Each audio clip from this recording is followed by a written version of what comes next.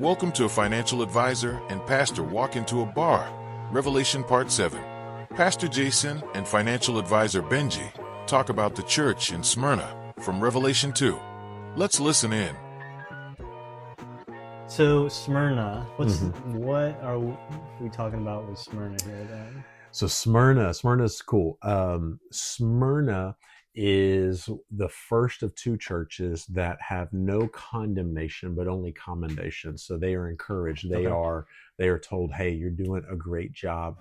And in the city of Smyrna, basically you move north, and they are 35 miles roughly north of Ephesus. Okay. They are located on a port there in the Middle East, and so they have water access. Okay.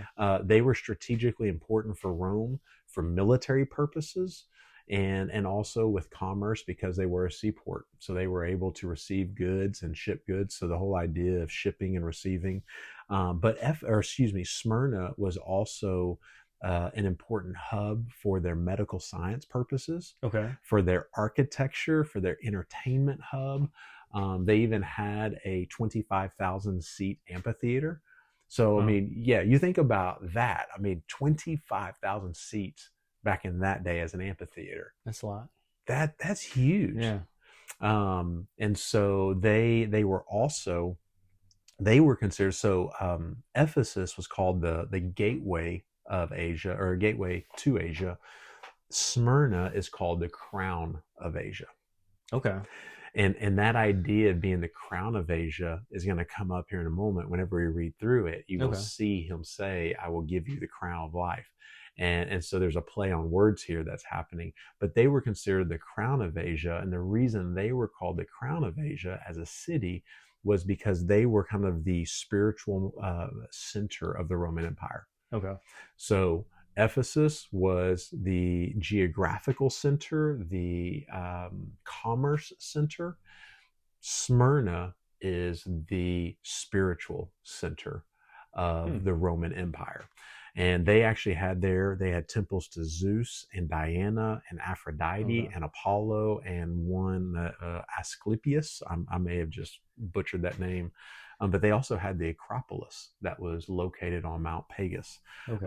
So Smyrna has pretty strategic location for the Roman Empire and is a spiritual hub, being there on the seaport as well. Okay. I was about to ask a question and I remembered in my head that the answer is yes. I was just thinking, with Jesus, it's always yes. No. The other question I was thinking was just these churches are all in the Roman Empire. That's kind of what I realized. Oh yeah, of course. and as you start with Ephesus and work your way around, you're basically working your way around in a circle. Okay. And so you kind of start with Ephesus, and as we read through each of these seven, is basically we're making a circle. Gotcha. Rounding back up to Ephesus again. Gotcha. So. I was just getting my timelines all mixed up in terms of Old Testament versus New Testament, because everything in the New Testament was in the Roman Empire, right? Yeah. Yes. Okay. Yes. Okay. So it just wasn't always that way when we talk about the Bible in totality. Yes. Yeah. All right. So Smyrna was, I mean, it's like a happening place. Yeah. Wealthy. Like the metropolitan area for the Roman Empire. Yes, very much so. Being a port city, it's got commerce coming in, so it's a rich city, right? And that's what it says here. You are rich, is what he said. Yeah. Jesus says that. I guess we can go through the reading of it. Yeah, it's only a few verses. Okay, the message to the church of Smyrna. Write the letter to the angel of the church in Smyrna. This is the message from the one who is first and the last, who was dead but now alive. I know about your suffering and your poverty, but you are rich. I know the blasphemy of those opposing you. They say they are Jews, but they are not, because their synagogue belongs to Satan. Don't be afraid of what you're about to suffer. The devil will throw some of you into prison to test you. You will suffer for 10 days. But if you remain faithful, even when facing death, I will give you the crown of life. Anyone with ears to hear must listen to the Spirit and understand what he is saying to the churches. Whoever is victorious will not be harmed by the second death. So here's what's cool. This is a accommodation? Yes, okay. Accommodation only. Go for it. Or a commendation. Yep. So 4 verses, and yet in these 4 verses, and so the Smyrna is the smallest amount of verses dedicated to an individual church in these 7, and yet there is so much here because of what is being said and what is happening. And one of the first things you pick up on there in verse 8 is, Jesus refers to himself as the first and the last, the one. Right. And so then he says, I'm the first and last, I'm the Alpha and Omega, I'm the beginning and the end. Right. But then he turns around right after that and he says, I was dead and I came to life. Okay. And so I want you to imagine, and he even calls them rich. I want you to imagine being in a place where, because of your faith, you're being heavily persecuted. Mm-hmm. You find yourself in poverty. You are not respected within the community. Mm-hmm. You are being looked down upon. Rules and things are being made against you to intentionally oppress you. Mm-hmm. And yet you have Jesus speaking, and he says, hey, I see you. I'm the first and the last. I'm the Alpha and Omega. Yeah. You are rich. You, even though you're dealing with poverty, I say you're rich. I was dead, but now I'm alive. Let me ask you, you hear those things, what's your attitude going to be? I would feel proud of the fact, I guess, that he's recognizing these things that I may not know myself, but since he's saying it, I can probably start believing it, even though I'm in the struggle. Yeah. I'm going through that struggle. So it's encouraging. I guess when I read that and I was going through it, I just went literal and I thought he's saying you're rich because you got a lot of money coming in, because this is a rich city. They're hurting. They're hurting. Okay. So as a city, yes, extremely wealthy. Mm-hmm. The church within that city, extremely poor. Okay. And so one of the commentators, he defines the church of Smyrna as spiritually rich. Because that is when Jesus says you're rich, he's not talking about their financial position. He's talking about their spiritual position. They are spiritually rich, not financially rich. Okay. Because what we find with this church is when he does say, you have poverty, or you're experiencing poverty, and tribulation, that is the realistic understanding of what they're going through. Rules in this community, in this city, were being made. Oppression was being pursued intentionally against the Christians of Smyrna. I just saw that. I'm just like missing the tree in the forest there, because it literally says you're suffering and your poverty. Yep. And then he says you're rich. Yeah. Okay. Yeah. Yep. I totally missed that. No, so you're good. He was being literal in the suffering and the poverty. Yeah. But then he was pointing something else out that's not apparent. Okay. Yeah. That they're rich in spirit. Okay. Yeah. Huh. I'm gonna edit that out. No, okay. All right. So then he goes on to go and talk about those opposing him, to include those who say they're Jews, but they're not. Okay, so I'm assuming that they are Jews. Yes.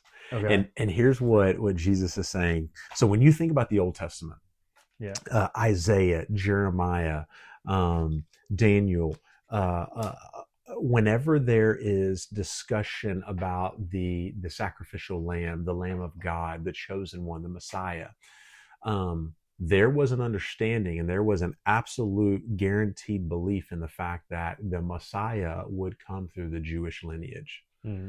And so then fast forward to Jesus's birth, death, resurrection, ascension, there's absolute understanding that Jesus was Jewish. Yeah. And those who believed in him as Lord and Savior, as Messiah, recognized his Jewishness, but also they recognized his divinity. Mm-hmm. But the Jews themselves, who did not believe that Jesus was Messiah, recognized his Jewishness, but did not recognize his divinity. Okay. And so what Jesus is now saying is those Jews who do not believe that I am the Lamb of God, I am the Messiah, they're not Jews. Because all of the Old Testament, these Jewish writings were saying that the lineage or the Messiah would come through the Jewish line. Yeah. And I did. Yeah. Okay. But now they don't believe that I am him. So therefore, they're really not Jews. If that makes sense. Yeah, it does. Yeah. It does. And that's a heavy piece of verse, right? Yeah. And then to be told that they are of the synagogue of Satan. Yeah, that doesn't Yeah. help. Yeah. So not only are you not Jewish, though your lineage is, Yeah. but you're also of the synagogue of Satan. It's like, dang, it's a double whammy, man. Yeah. Yeah. Wow. Okay. Yeah. I guess, if you're a Christian, I wouldn't lead with that one. So. Yeah. Yeah. Okay. Yep. All right. So don't be afraid of what you're about to suffer. Here's a promise. You're going to suffer. Yeah. Yeah.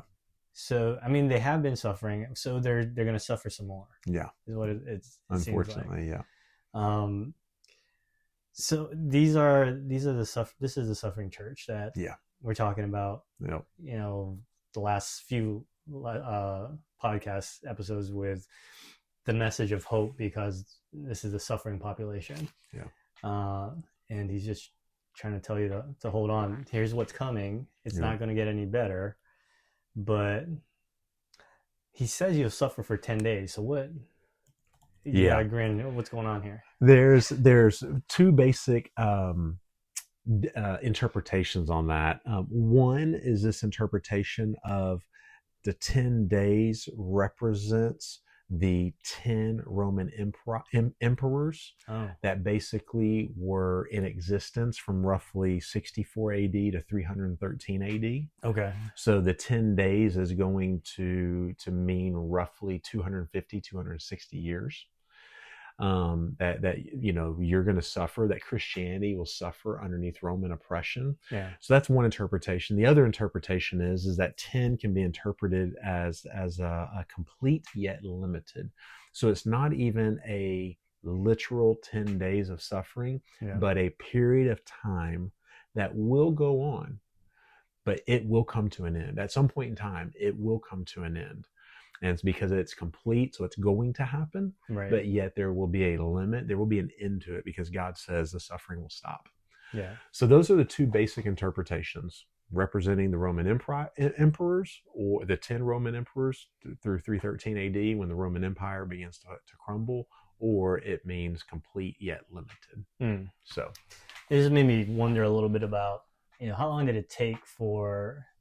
After he had written, I'm assuming that he's telling this to somebody to write down too, but the book of Revelation was put together, written, and then it was disseminated among the churches. How long did it take to get to the intended church, Smyrna? Yeah. This one, how long did it take from the time that he wrote this to Smyrna reading it to their congregation? And you don't have to answer. It was just something that was in my head. I was like, I wonder how long it takes. And is he covering himself here to go and say, I'm not going to give you a time frame here. Yeah. Because I don't know how long it's going to take for this letter to get to you. Yeah. But that's... Yeah. We do know, though, that time period of complete, if you go with that interpretation, a complete yet limited was still a prolonged period of time, not just a matter of a few days. And so that was one thing that everybody kind of agreed upon. 10 days of suffering did not literally mean 10 days or even a short period of time, but this prolonged. And then there's some of the discussions of, well, how many years exactly are we talking about? There's a few different thoughts on it, but no matter what you believe, it's this understanding there's a prolonged period of time. Yeah.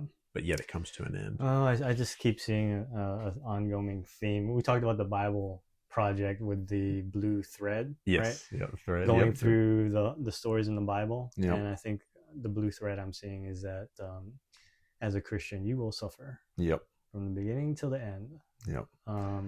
Well, it's interesting you say that, because one of the questions that I wrote down was, how do you respond to suffering? Okay. And what's interesting is we see in this, faithfulness and suffering are inseparable. Okay.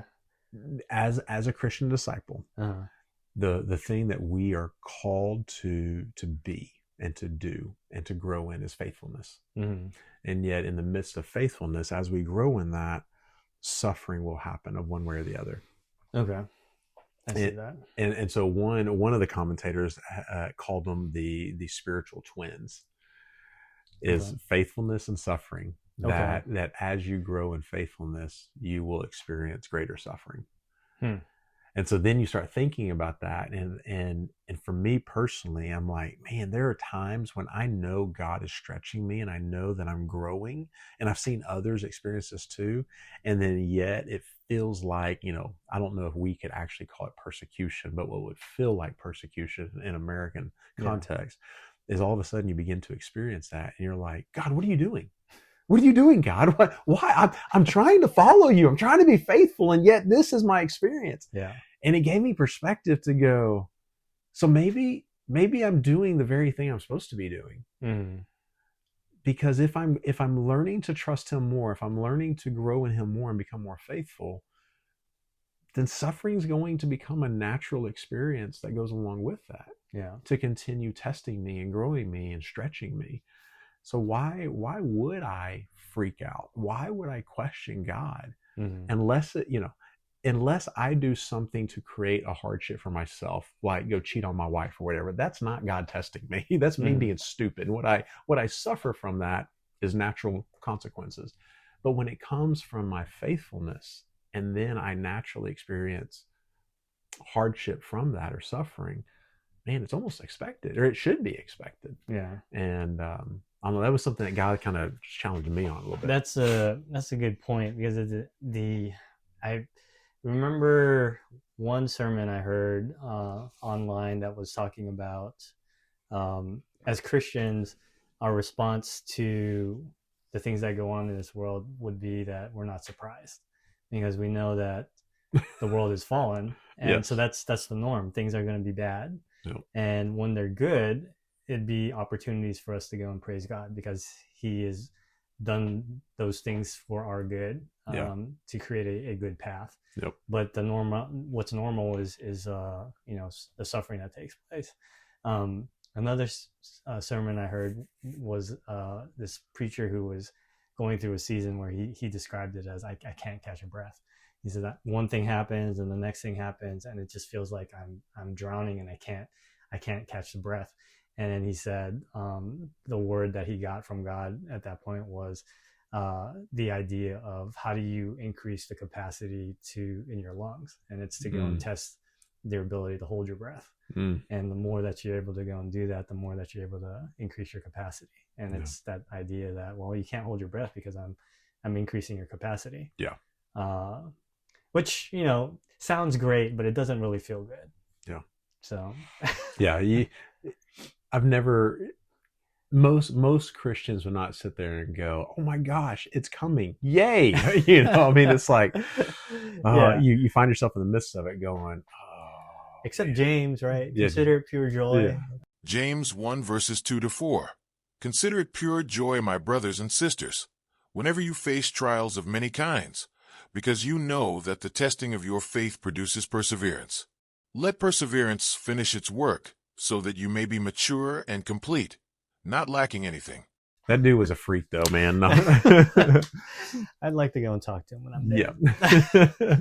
But even in that, I wonder, I don't think James was always that way. I think that was a period of time where he learned to say that. He learned to agree with that. He learned to believe that. And it's always easier when you're past the place of suffering to look back on it and go, oh my gosh, consider it pure joy, my brothers. When you're in the midst of it, though, you're like, this ain't joy. What came to my mind when you're going through that was when everybody asked me, and they find out, they find out that I went to West Point. Beat Navy. They're like, oh, wow, how was that? It's a beautiful place. And I would say, from the outside. Going through it sucked. And, the best view that I had of it was in my rearview mirror when I left graduation day. And it's just one of those things that I guess it's the same thing that you're trying to point out, is that, you go through it, going through academy life, it sucked. And it's not to go and say that it sucked every single day. Probably sucked for the first 90 days. But then as time went on, you learn to. Here's the thing that popped in my head is that if you live through struggle, we adapt, Yeah. and the struggle just becomes normal life. And Yeah. I guess if you cling to the fact that it's difficult, it becomes a hard burden to carry. Yeah. But if you let it go and you focus on something else, like, I don't know, Jesus, Yeah. it That's becomes usually a good thing to focus on. Yeah. the struggle becomes a less of a burden to go through, just because it becomes a normal thing, right? Yeah. And you're talking about James looking back, and I look back at the academy and I think, yeah, it was definitely a good experience to go through. And Glad it's I over. can look at, glad it's over with. Well, and even hearing you say, and I'm going to butcher your words, but it looked really good in the rearview mirror. Oh yeah. And I'm like, man, I got to remember that one, because there's a lot of things in life we experience that look really good in the rearview mirror. Yeah. And yet, as Christians, we know that while that thing may be behind us, there's going to be a thing in front of us. Yeah. And so when that thing that feels like it's now in front of us and we're experiencing it, is how do we keep that rear view mirror experience almost of enjoying through it? Because I think that's what James is kind of saying is when you find yourself in it again, remember what God did the last time. Yeah. Don't forget that, because it's gonna be hard, but consider it pure joy, because he's with you in the fight. Mm-hmm. And I think sometimes, for me at least, and I'm sure others feel this way, is it sometimes too hard to remember that he is with us in the middle of the fight. Yeah, that's true. Because I'm too busy trying to stay alive. Yeah. Very true. Very true. The funny thing is that he's trying to remind us that you're not the one that's keeping you alive. Yeah. It's me being God, right? Yep. And it's just like, I don't know. Yep. That's a drift that we're going into. But we've got 2 more churches in chapter 2. Yep. Is there anything more with Smyrna? We missed a few things here, though, right? I mean, we've hit a lot of it, quite frankly. The one thing that I mentioned earlier, the crown of life, kind of the play on words. Yeah. And here's what was so cool. He says, "Be faithful until death, and I will give you the crown of life." And so once again, this idea of suffering, this idea of death, there's almost a promise there. He's like, hey, you're going to suffer. You're going to die. Yeah. Be faithful to the end. Yeah. But then he says, and if you do that, I will give you the crown of life. So of course, crown of Asia, because of the way in which Rome viewed this city. And I think it's so cool because Jesus is saying, because they all know we're the crown of Asia, our city is the crown of Asia. And Jesus is now saying, hey, I've got a greater crown for you. I see you. I see where you're at. And so he connects and he relates to them by saying, but I'll give you the crown of life. I won't only just make you, or, you guys are only the crown of Asia right now. Yeah. I'm going to give you the crown of life. And to use that word to then describe the greatest gift they're going to receive, or the great gift they'll receive, is pretty cool. Now, isn't there another reference, crown of life, in the Bible? There may be. I mean, it is a common understanding or communication concerning the gift of life. Yeah. That God gives, that crown of life. I'm not sure if it's anywhere else. I'll have to look it up. No, but I understand what you're coming from in terms of putting it into context of the people that's being addressed and making it personal. Yeah. I think is a good way of putting it. Yep. I just was wondering if because there's a lot of, this kind of ties back to the rewards topic that we talked about with, I thought crowns was part of the rewards, that you'll get a crown. Well, and in Revelation later on, there is the thing where the elders take off, the 24 elders take off their crowns and lay them at the feet. Yeah. And so we'll talk about that later on as well. Okay. You've been listening to a financial advisor and pastor walk into a bar. Remember, Benjie and Jason raise more questions than answer them, because God has a message for you, and you're not going to hear it unless you open the Bible and read it for yourself. Thanks for listening.